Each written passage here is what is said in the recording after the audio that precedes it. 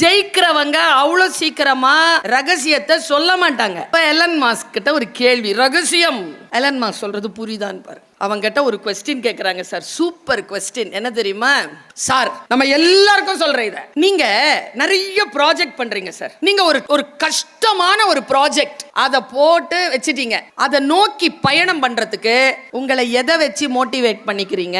Elon mask பதில், நீங்கள் கேட்ட கேள்வி எனக்கு புரியவில்லை. ஆமாங்க, he dared to say this. அவன் சொல்றான், இல்ல சார், நீங்க ஒரு டார்கெட் வைக்கிறீங்க சார், அதை மோட்டிவேட் எப்படி சார் ஆகுறீங்க அதை அச்சீவ் பண்றது? I already said the answer. I didn't get what you say. உன் கேள்வி எனக்கு புரியவில்லை.